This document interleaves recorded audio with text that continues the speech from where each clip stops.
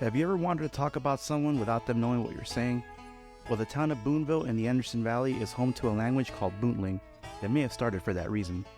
Boontling is the name of the local language that was developed and widely used in the vicinity of Boonville between 1880 and 1920. The name is a combination of Boont, which is a nickname of Boonville in that language, and the abbreviation of Lingo. The Anderson Valley was the perfect place for a unique language to develop due to its remoteness and difficult terrain. There are three versions as to how the language was created. One says that it was started by a group of young men as a type of teenage slang. They continued to use and develop it for years, and it was eventually picked up by their families and friends. Another version is that it was created by the adults as a way to gossip about taboo topics in front of the youngsters, although they eventually figured out what was being said and further developed the lingo. The third version is that a young woman from the Bay Area became pregnant out of wedlock and was sent by her parents to live with friends in the valley. All the local women worked together in the hops fields and passed the time gossiping, and since the young woman was among them, they made up words to talk about her situation without embarrassing her. They shared those words with their spouses, who also began to use them, and that's how the language started. Regardless of which version you believe, Bootling grew to be made up of over 1,000 words and was widely spoken or understood by almost all the inhabitants of the area.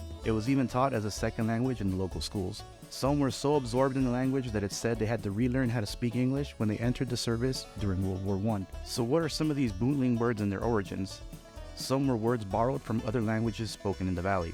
For example, the Boont word for potato is bu, a word borrowed from the indigenous Pomo language. Brego means sheep, which comes from the Spanish word borrego.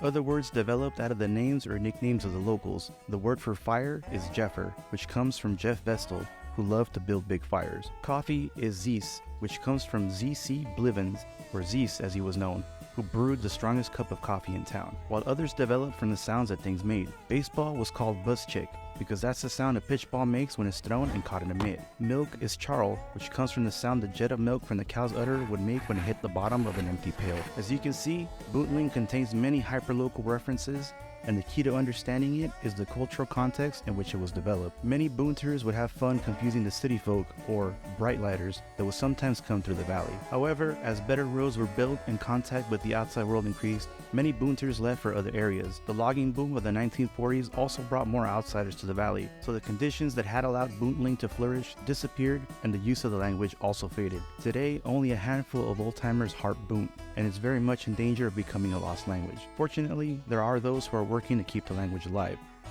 The Anderson Valley Historical Museum has a room dedicated to the history of Boontling, and the Historical Society hosts events where some of those who still harp Boont talk about the language and their efforts to preserve it. An encouraging development is that some local high school students have taken an interest in reviving the language. Local businesses are also involved in preserving it. The Anderson Valley Brewing Company uses Boont words for local places in the valley to name their beers, like Barney Flat's Oatmeal Stout, and of course, Boont Amber Ale. The motto of the brewery is Ballhornin, which is Boont for good drinking. So if you ever find yourself japing on the pike to Boont, stop in for some Ballhornin. The Boonters love to harp with bright lighters.